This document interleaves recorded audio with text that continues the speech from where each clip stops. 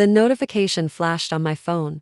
A stark, white-on-black breach of the evening's silence. Breaking news. Major earthquake strikes southern province. My heart seized. That was where Martin was. My husband of 28 years was there for a semiconductor conference. The phone rang in my hand, his face flashing on the screen. Martin? Martin, are you all right? His voice was ragged, a sound torn from deep inside him. Eleanor, I'm at the hospital. I'm okay. But something happened. The flight was a blur of anxiety and bad coffee. I drove straight to the hospital he'd named, my hands gripping the steering wheel too tight. I found him standing outside a private room, his posture slumped, his usually impeccable suit jacket wrinkled and dust-strewn. Eleanor, he looked up, his face pale and etched with a complexity I couldn't decipher. Guilt, fear, something else. What is it? Are you hurt? I reached for him, but he flinched slightly. No, not me. He ran a hand through his graying hair. There's a young woman, a student, her name is Chloe. She was in the building next to mine when it hit. He swallowed hard, unable to meet my eyes. She pulled me out, the rubble. She dug with her hands. They're a mess. He finally looked at me, his eyes pleading for something I didn't yet understand. The doctors, they had to run some tests. Eleanor, she's 3 months pregnant. The world tilted. 3 months. The math was simple and brutal. A memory, sharp and cold, sliced through the panic. 6 months ago, a late-night call, his voice, slurred and frantic. Ellie, someone spiked my drink at the club. I wasn't thinking. It was a mistake, a terrible mistake. I took care of it, gave her money. She won't be a problem. It meant nothing. I had believed him. 28 years of building a life, a family, a multi-million-dollar tech empire from scratch. Of course, I believed him. We had weathered other storms. This was just an ugly, unfortunate squall. I stared at him. 3 months? The words were barely a whisper. He grabbed my hand, his grip too tight. She came to me a few months back. Ellie. Her mother was dying, medical bills. She was desperate. She came to the office. I felt responsible. I took her to dinner to discuss a trust fund. We drank too much wine. I didn't plan it. I never meant for this to happen. I thought it was over. You told me you took care of it. You told me it was a one-time mistake. My voice was flat, dead. It was. I swear, this was a moment of weakness, a catastrophic error in judgment. His eyes were wide, begging. You have to believe me. She will not be part of our lives. She will not come between us, your position, our life. It's untouchable. I will provide for the child, of course, but from a distance, it changes nothing between us. The door to the room creaked open. A young woman, pale with dark circles under her eyes, her hands heavily bandaged, stood there. She looked from Martin's anguished face to my frozen one. She took a stumbling step forward and fell to her knees on the cold linoleum floor. Mrs. Thorne, please. I'm so sorry. I never meant. But the baby, please. Don't make him abandon his own child, please. Just let the baby have a chance. I looked from her, raw and pleading on the floor, to my husband, the man I'd loved since college. The man I'd coded alongside in our garage until a.m., who'd held my hand through 2 miscarriages, who'd held me when we decided a family wasn't in the cards for us, who'd built a kingdom with me. He looked back at me, his expression not one of horror at this scene, but of pained sympathy. For her, his voice was soft, placating. Eleanor, you're the most rational person I know. Think of the child. The child is innocent in all this. In that moment, something in me broke, not with a dramatic snap, but with a quiet, final severance. The foundation of my life cracked open, and a cold, clear clarity poured in. He was asking me to be rational about his affair baby. He was asking me to absorb this ultimate betrayal into the fabric of our life, to manage it like I managed a corporate merger. I looked at him, and a dry, hollow laugh escaped my lips. Martin, you have a choice to make, right now. His face crumpled. Ellie, no, don't do this. I love you. I'm not leaving you. Then she goes. Today, you handle it. You set up a trust. You buy her a house on the other side of the country. You ensure we never see or hear from her again. You choose your family, the one you made a vow to, or your new one. His hand fell from mine. I can't just abandon her. Not after what she did for me. She saved my life, and the baby. My God, Eleanor, it's my child. I nodded slowly. The answer was as clear as it was devastating. Then we're done. He just stared, his eyes red-rimmed and lost. I won't divorce you. I can't. But he wouldn't choose me either. He wanted both. the stability and history I represented, and the thrilling, dangerous new chapter she offered. He wanted to have it all, and for me to quietly arrange it all for him. I turned and walked away. I got in my car and drove. I didn't know where I was going. I just knew I could not go home. I ended up at the mountain cabin we'd bought years ago as a retreat. I turned off my phone. I let the silence and the towering pines absorb my shock. For 6 months, I existed. I breathed the thin, cold air. I watched the seasons change. I didn't cry much. The pain was too deep for tears. It was a constant, aching hollow in my chest. I was Eleanor Thorne, co-founder of Thorntech, a pillar of strength, and I was utterly, completely broken. The emails from Martin piled up. Frantic, then pleading, then angry. His assistants called. His parents called. I ignored them all. The world could wait then. The news came through a paper left on my doorstep. Martin's parents, the socialites who had never quite approved of their son's brainy, middle-class wife, had officially welcomed Chloe and the newborn twins. There were pictures, Martin, beaming, holding 2 bundles, his mother, smiling serenely. They looked like a perfect, happy family. My 28 years were erased in a single photograph. I stood there on the porch, the cold wood beneath my bare feet, and felt nothing. The hollow was now filled with a hard, cold resolve. I went inside, found the satellite phone for emergencies, and dialed a number I'd been given years ago. A number I'd never thought I'd use. A smooth, male voice answered on the second ring. "Yes, it's Eleanor Thorne," I said, my voice steady, devoid of emotion. "The proposition you mentioned a few years ago. I'm ready to listen." A low, confident chuckle came down the line. "Eleanor, I wondered if you'd ever call. I take it the situation has changed?" "It has." "Good. Let's talk business." I went back to the city. The Thorne mansion felt like a museum dedicated to a life that was over. Martin was there. He looked exhausted, shadows under his eyes. The babies were crying somewhere upstairs. "Eleanor, you're back?" He sounded relieved, hopeful. "Thank God, I've been going out of my mind." His mother appeared from the living room, her gaze icy. "Finally decided to rejoin the family? Good. The twins' christening is next week. You'll need to be there, it's expected." As if I'd just been on an extended vacation, not grieving the death of my marriage. Martin reached for me. "See, it will be okay. We'll find a new normal. Chloe will stay in the guest house with the nannies. You won't even have to see her, the children. They can be a part of our lives, but you'll always be my wife." Nothing changes that. Everything had changed. I just nodded. "I need to get settled, upstairs, in what was once our shared bedroom." I found traces of her, a hairpin on the dresser, a faint, sweet perfume in the air. My favorite reading chair was gone. My grandmother's vase was missing from the windowsill.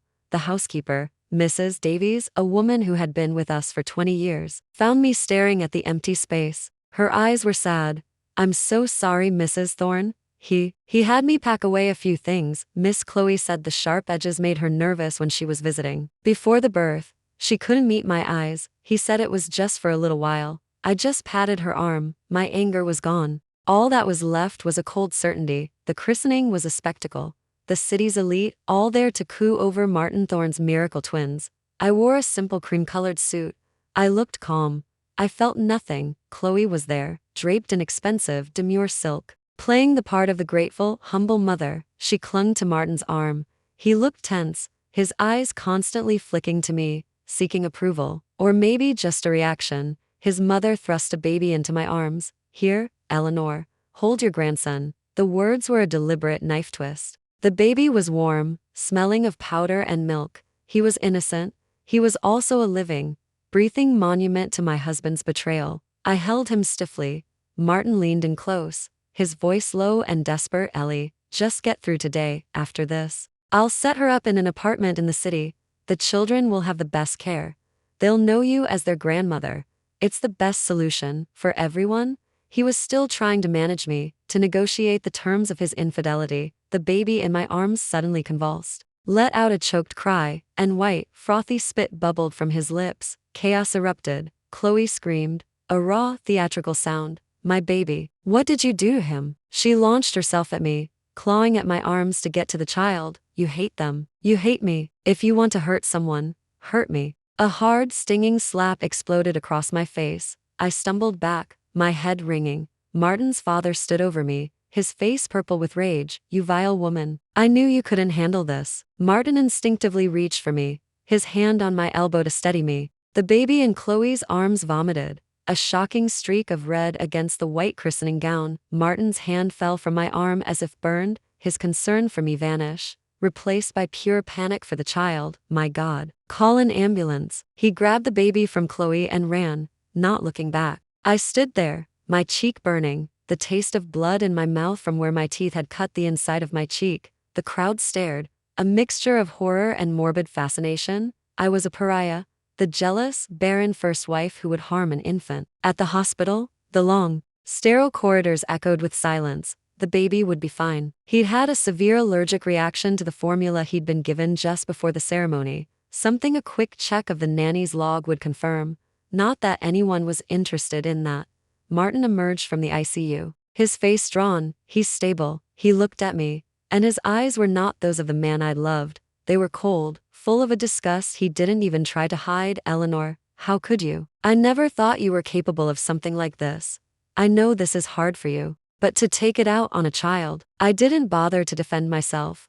The truth was irrelevant. In his narrative, I was now the villain. It was easier for him that way.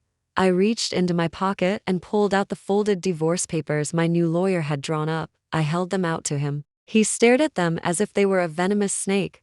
"What is this?" "It's over, Martin. Sign them." He looked from the papers to my face, my resolve finally piercing his self-justification. "You're serious? After all these years? Because of a moment of weakness? Because of a sick child?" "Sign the papers," I repeated, my voice quiet but absolute.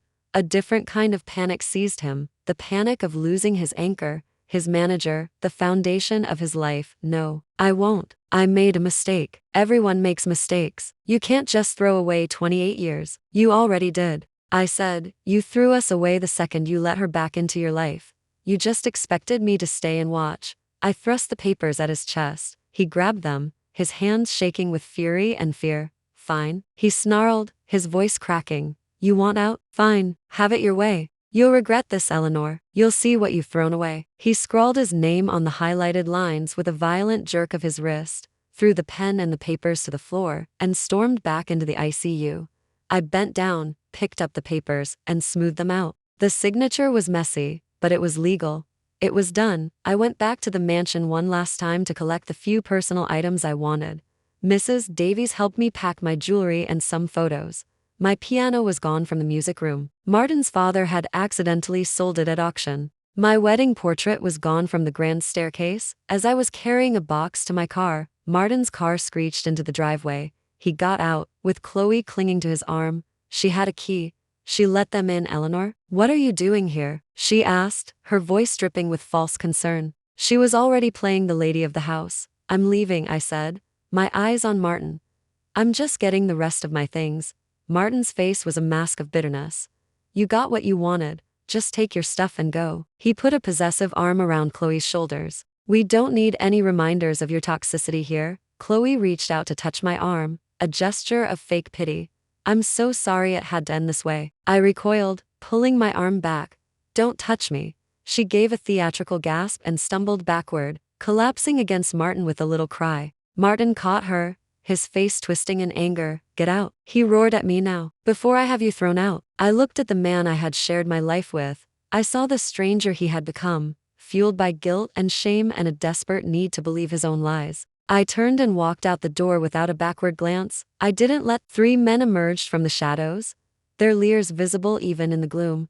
They were big, rough-looking. "Looks like a rich lady got lost." One of them, a man with a scar down his cheek, sneered. "Heard the old man finally kicked the old wife to the curb. That you, sweetheart?" My blood ran cold. They knew who I was. "Not so high and mighty now, are ya?" Another laughed, stepping closer. His breath smelled of cheap beer.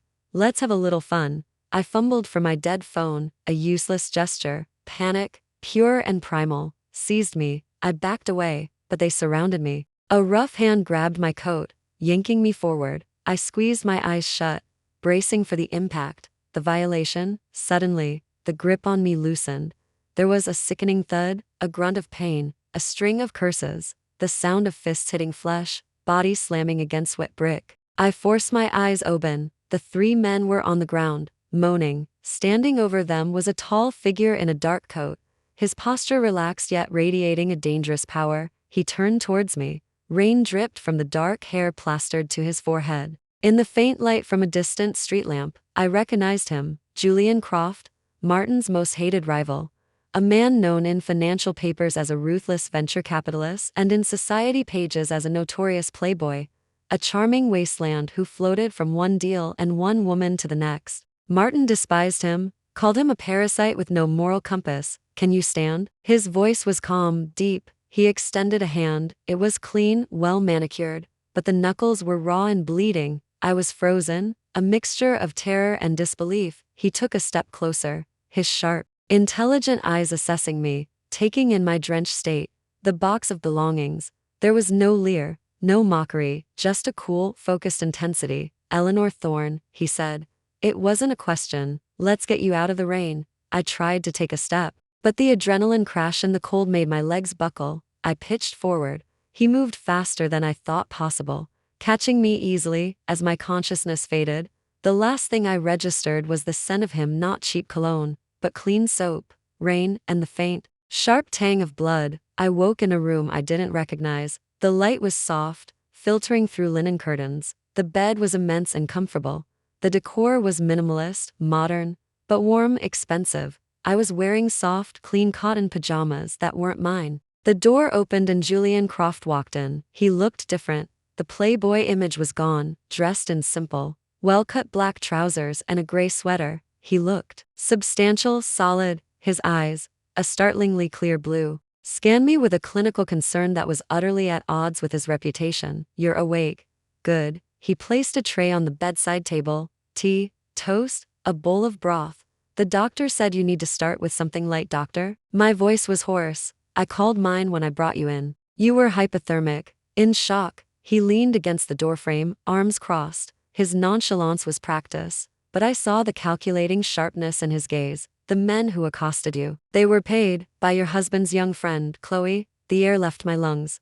What? My security team is very thorough, he said, a faint, cold smile touching his lips. It seems she views you as an ongoing problem, wanted to ensure you were too traumatized to ever consider returning. I just stared, the horror of it washing over me. Martin was living with, having children with, a woman who would hire thugs to assault me. Why? The word was a whisper.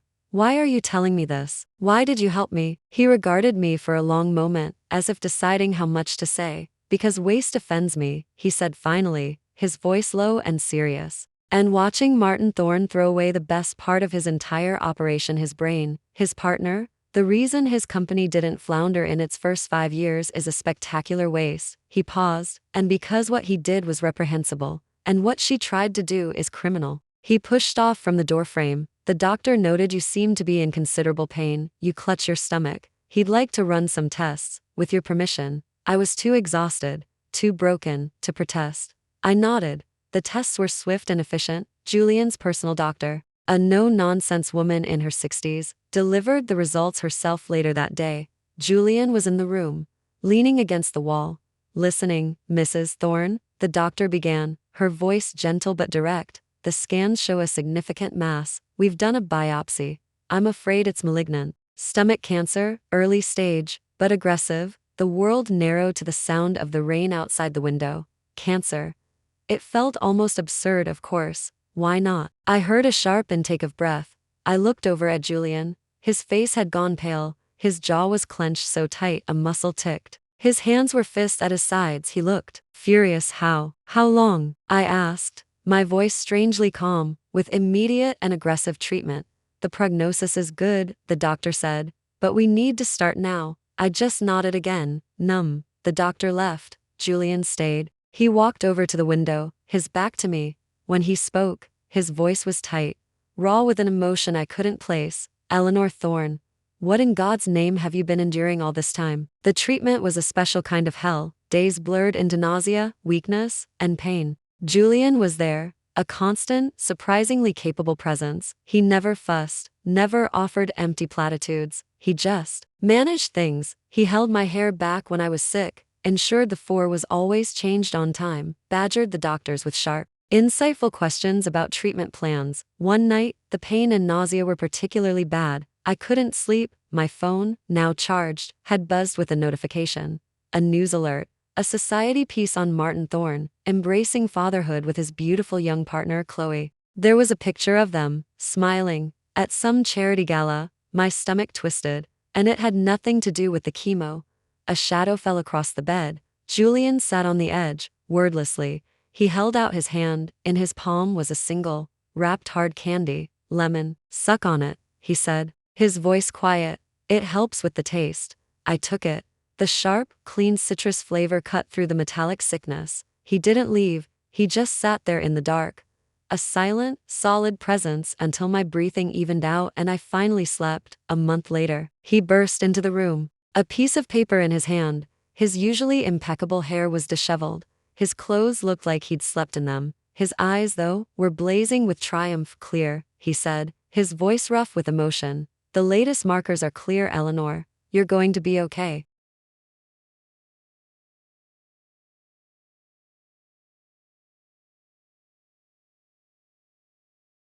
The relief was so profound it felt like a physical blow. I started to shake. He crossed the room in 2 strides and pulled me into a careful, fierce hug. I buried my face in his sweater, breathing in the scent of him soap, clean cotton, and now, undeniably, hope. He held me for a long time, just letting me tremble. When I finally pulled back, I saw the exhaustion etched on his face. Julian, how long have you been here? When did you last sleep? A faint, almost self-conscious look crossed his face. He cleared his throat and looked away. The guest room is very comfortable. He was lying. He'd been here the whole time. He straightened up, suddenly businesslike, though his ears were faintly pink. I'll let you rest. The doctor will be in to discuss the ongoing maintenance plan. He started to leave, then stopped at the door. He turned back, his expression uncharacteristically hesitant. Eleanor, he began, his voice softer now. I know you've been through hell, and I know the timing is atrocious. He took a deep breath. But when you're back on your feet, when this is all finally behind you, would you consider having dinner with me? I just stared at him. Julian Croft, the playboy, the rival, the man who had seen me at my absolute worst and had not looked away. He mistook my silence for rejection. A shadow crossed his face, and he gave a quick, sharp nod. Right. Of course. Forget I asked. I'm sorry. He turned to go. Julian, he stopped.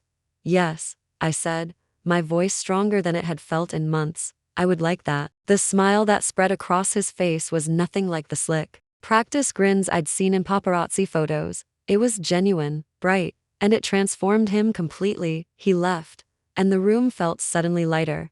I picked up my phone. I scrolled past Martin's countless missed calls and texts pleading, angry, then desperate, as he'd clearly realized I was gone for good and his life was beginning to unravel without me to manage it.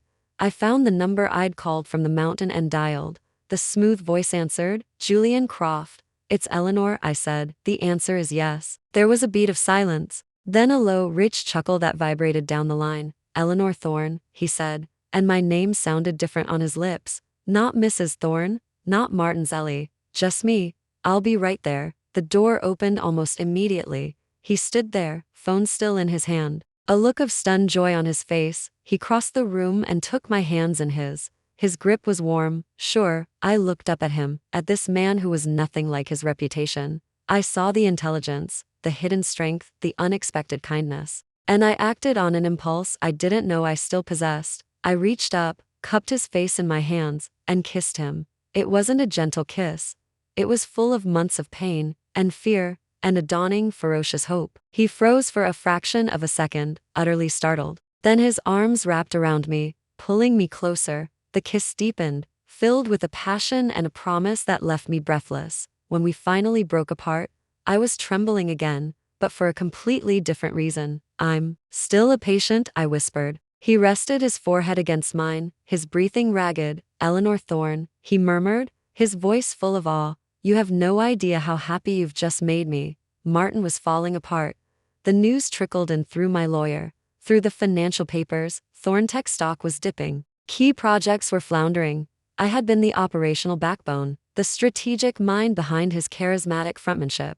He was a brilliant ideas man, but I was the one who built the systems, managed the teams, and executed the vision. Without me, the cracks were showing immediately. He called my old assistants, demanding to know where I was. He showed up at the cancer treatment center, demanding to see my records, but Julian's security turned him away.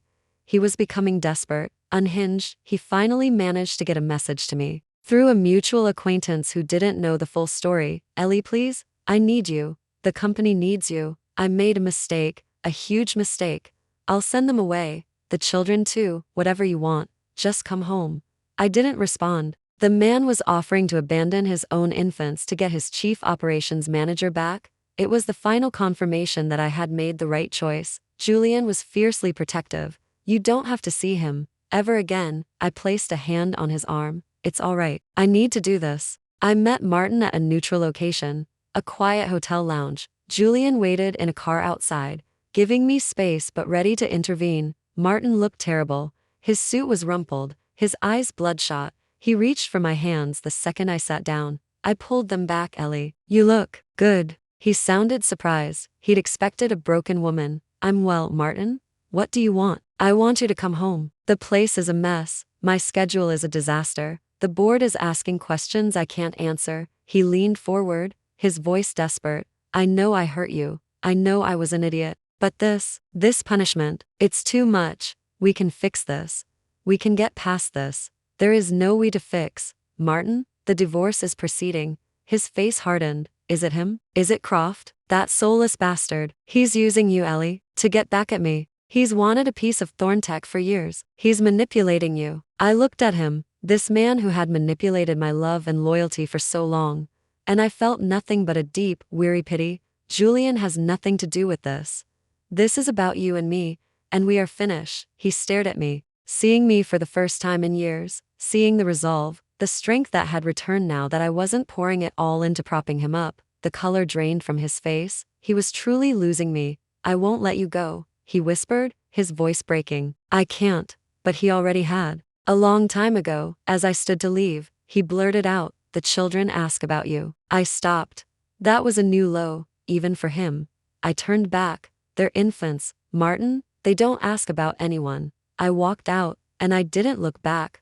Life with Julian was nothing like I expected. He was not the shallow playboy the world thought him to be. He was sharp, witty, deeply well-read, and surprisingly vulnerable beneath the polished exterior. He introduced me to his world, not the nightclubs and parties, but his passion for restoring vintage cars. His quiet support of underfunded scientific research. His love of hiking in remote, wild places. One afternoon, we were sitting in the garden of his estate. I heard a rustling in the rose bushes. George, be careful. You'll trample the hydrangeas. Nonsense, Martha. I just want to get a look at her. An elderly couple, impeccably dressed but currently entangled in a climbing rose, emerged sheepishly from the foliage. Julian's grandparents. Oh, bother.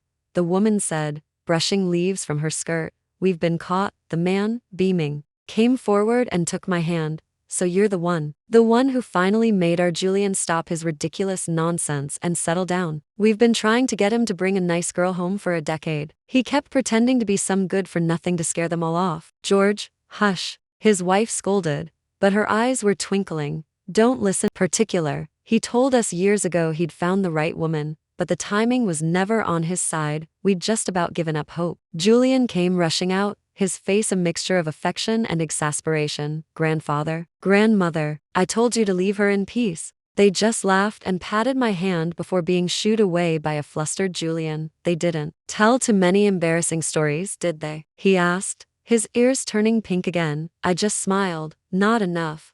Later that week, Julian asked me, hesitantly, if I would accompany him to a charity gala on his family's yacht.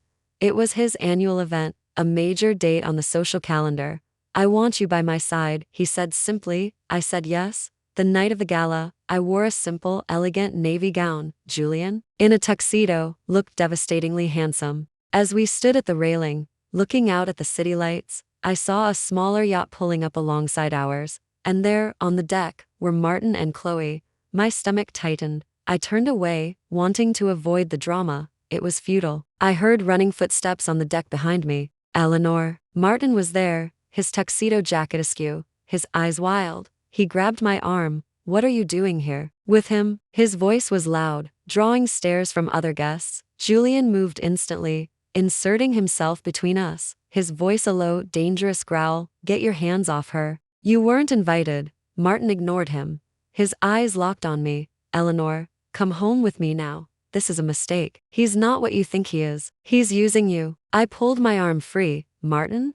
We are divorced. My life is none of your concern. We are not divorced. I signed under duress. It's not final. There's no judge's decree. He yelled, his desperation morphing into rage. This is my wife. He shouted at Julian. Have you been holding her prisoner? I'll call the police. Julian's laugh was cold. Prisoner? I found her half dead in an alley after your mistress hired thugs to rape her. Where were you then, Thorne? Tucking your mistress into her bed? Martin flinched as if struck. The memory of that phone call, my terrified voice, his dismissal, flashed in his eyes. That was you. You were serious? I thought Chloe was sick. I thought you were just being dramatic. Get off my boat, Julian said, his voice dripping with contempt. Just then, Chloe came screeching onto the deck, her face pale. Martin. The nanny called. The baby's spiking a fever. We have to go now. She ran towards us, her eyes on me, full of venom. She made a grab for me. This is all your fault, you witch. In the struggle, pushed by her own momentum or perhaps by accident, we both lost our balance and toppled over the railing into the cold, dark water. The shock was immediate and paralyzing. I surfaced, gasping. Chloe was flailing next to me, screaming, I can't swim. Martin, save me. I don't want to die. I saw Martin on the deck above, his face a mask of panic. He looked from Chloe, thrashing and screaming, to me, treading water calmly. His decision was instant. He ripped off his jacket and jumped into the water, swimming straight for her. I felt a strange detachment. I knew he would choose her. He always had. The betrayal was an old, cold thing now, not a fresh wound. Then strong arms were around me, pulling me against a solid chest. I've got you. Julian's voice was firm in my ear. I've got you. Just relax. He swam me effortlessly to the boarding ladder, his security team hauling us both out. He wrapped a thick, warm blanket around my shoulders, his hands rubbing my arms, his eyes scanning my face for any sign of distress. His concern was only for me. I was treated for mild hypothermia at the hospital.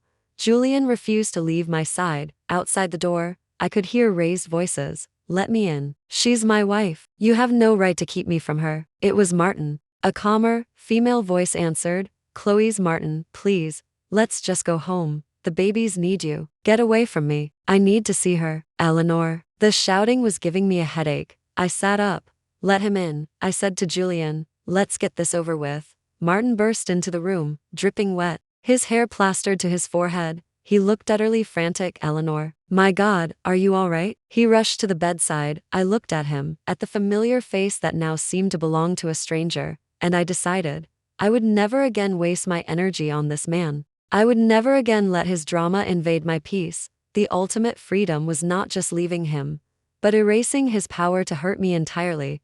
I let my face go blank, my eyes empty. Who are you? I asked, my voice flat, confused. He froze mid-step, his face draining of all color. What? The doctor, prepped by a quick, quiet word from Julian, stepped forward. Mr. Thorne, your wife has undergone significant physical trauma. The near drowning, combined with her recent cancer treatments, can sometimes cause temporary amnesia. It's not uncommon amnesia. Cancer? Martin's voice was a strangled whisper. He stared at me, horrified. Eleanor, it's me, Martin, your husband. I tilted my head, studying him with a polite, distant curiosity. If you're my husband, I said, my gaze flicking pointedly to the doorway where a soaked and shivering Chloe stood, holding a crying baby. Then why does she have your child? He stammered, his face flushing it. It was a mistake. A year and a half ago, I was drugged. She was there. Drugged? I repeated, letting a note of polite skepticism into my voice. How very dramatic. I held up my hand,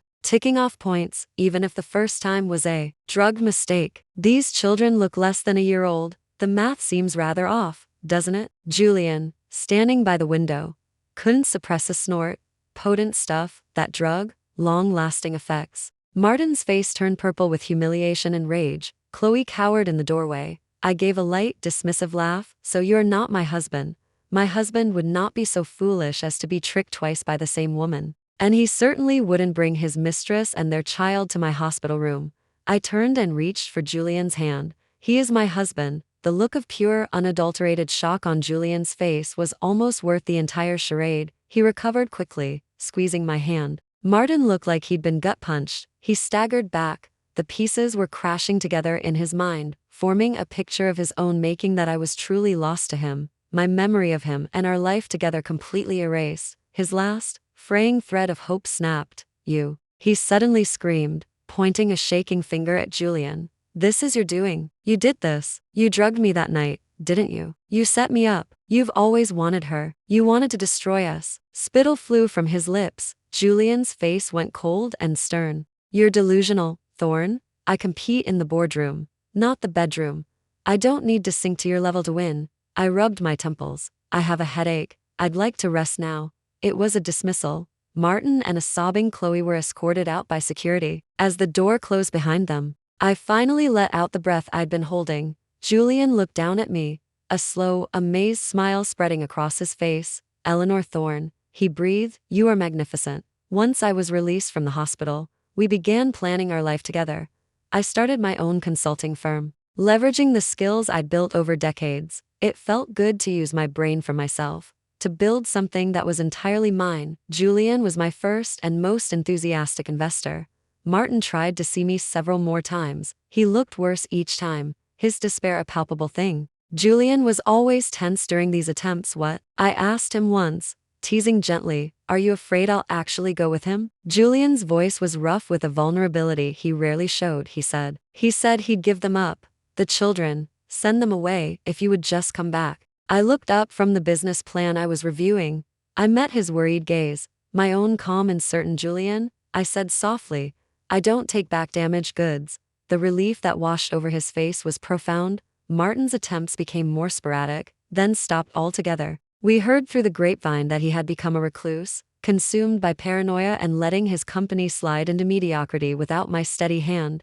The final break came from an unexpected source. One evening, Martin, in a fit of suspicion, had gone home unexpectedly. He'd heard noises from the master bedroom, his and my former bedroom. He'd burst in to find Chloe in bed with her own cousin, the very man he'd foolishly given a job to at her insistence. The ensuing fight was ugly in public. The cousin, to save his own skin, revealed everything. How Chloe had orchestrated the second encounter with the drunk Martin, how she'd bragged about trapping him, how she'd paid to have me attacked, how she'd even tried to sabotage my health during my time at the cabin by bribing a local to provide spoiled food, hoping to make me too ill to ever return. Martin, faced with the full, sordid truth of the woman he'd chosen over me, of the life he'd thrown away for a lie, completely broke. He had Chloe committed to a private psychiatric facility under a court order. Citing her instability and danger to others, he sent the children to live with his parents, unable to look at them without seeing his own folly.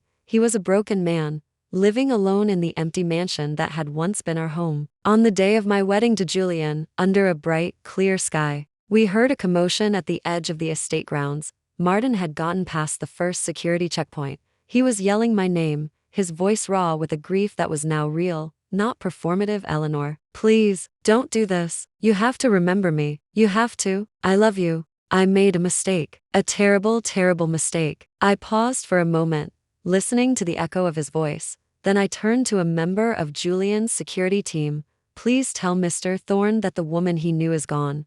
The woman I am now has self-respect, and she does not reward betrayal. Inside the sun-drenched conservatory, filled with white flowers and the soft murmur of a small group of true friends, Julian placed a simple, stunning band on my finger. His hands were steady, but his eyes shone with emotion. Outside, if you listened carefully, you could just hear the sound of a man's world ending. Later, we heard Martin never remarried. He became a ghost, managing his failing company by rote. A lonely, bitter man who died young. His life a cautionary tale of valuing ego over integrity. Julian and I built a powerful partnership, in business and in life, against all odds, and to the shock of my doctors who had long. That's all for today's story. Thank you for listening. This is my channel.